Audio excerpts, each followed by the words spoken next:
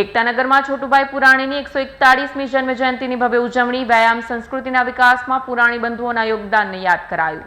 રાજપીપળા ખાતે ગુજરાત વ્યાયામ પ્રચારક મંડળ દ્વારા છોટુભાઈ પુરાણીની 141મી જન્મ જયંતિની ભવ્ય ઉજવણી કરવામાં આવી. કાર્યક્રમમાં તેમના શારીરિક શિક્ષણ ક્ષેત્રે યોગદાનને યાદ કરવામાં આવ્યું.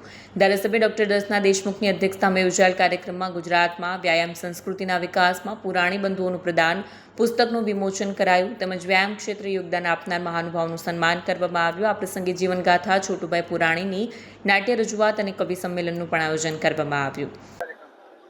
આજે નર્મદા જિલ્લાના રાજપીપળા ખાતે શ્રી છોટુભાઈ પુરાણી મહાવિદ્યાલય આવેલું છે.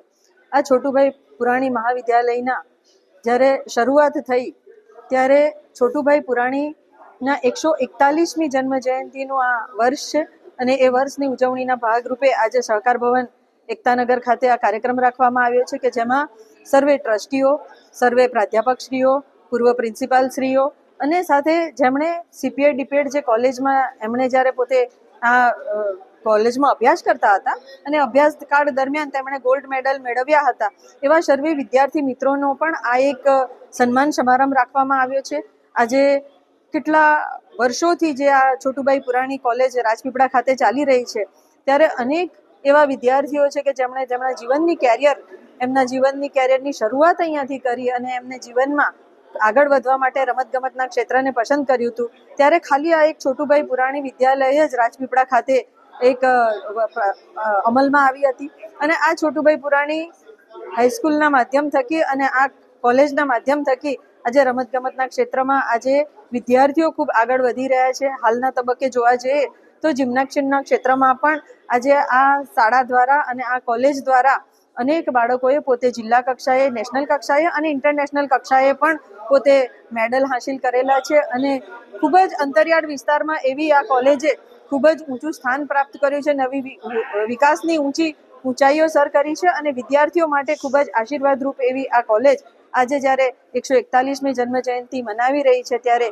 સ્વર્ગસ્થ શ્રી છોટુભાઈ પુરાણીજીને પણ હું નતમસ્તક નમન કરું છું અને એમના ટ્રસ્ટીઓ દ્વારા જે કામગીરી કરવામાં આવી, જે સંઘર્ષ કરવામાં આવ્યો, જે પરિશ્રમ કરવામાં આવ્યો, આજે એ ખૂબ જ ઊંચાઈઓ ઉપર પહોંચી ચૂકી છે અને અનેક વિદ્યાર્થીઓના જીવનને સવારવાનું કામ કરી રહી છે. ત્યારે એમને પણ આગળ વધવા માટે અને વિકાસની નવી ઊંચાઈઓ સર કરવા માટે, વિદ્યાર્થીઓના જીવનને ખૂબ જ આગળ લઈ જવા માટે એમણે જે પરિશ્રમ કર્યો છે એ સૌને પણ હું વંદન કરું છું અને સાથે સાથે એમણે જે રીતના વડાપ્રધાન નરેન્દ્રભાઈ મોદીજીએ પણ રમતગમતના ક્ષેત્રને ખૂબ જ કેરિયર બનાવવા માટે વિદ્યાર્થીઓને એક પ્રોત્સાહન આપ્યું છે ત્યારે આપણા કેન્દ્ર સરકારના મંત્રી શ્રી એસ જયશંકર દ્વારા પણ આ સંસ્થાને ખૂબ મોટું દાન આપવામાં આવ્યું અને એના દ્વારા જિમ્નાસ્ટિક્સના પણ ખૂબ જ સારા અદ્યતન સાધન સુવિધાઓથી સુસજ્જ એમને એક કોમ્પ્લેક્સ બનાવી આપવામાં આવ્યું છે અને આ કોમ્પ્લેક્સ દ્વારા આજે આ વિદ્યાર્થીઓ પોતાની પ્રેક્ટિસ કરી રહ્યા છે અને પોતે આ જિલ્લાનું અને પોતે રાજ્યનું અને દેશનું નામ રોશન કરી રહ્યા છે. ત્યારે આવી સંસ્થા માટે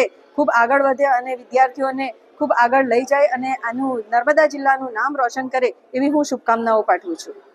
શ્રી છોટુભાઈ પુરાણીજીની 141મી જન્મ જયંતિની ભવ્ય ઉજવણી કેવડિયા કોલોની અને રાજપીપળા ખાતે કરવામાં આવી હતી. આનો ખાસ ઉદ્દેશ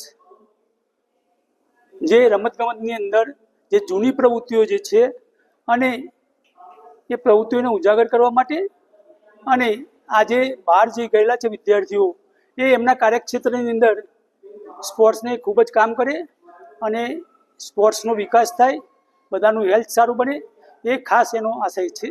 ત્યાર પછી કેવડિયા કોલોની ખાતે પૂર્વ વિદ્યાર્થી અને ગુરુજનોનો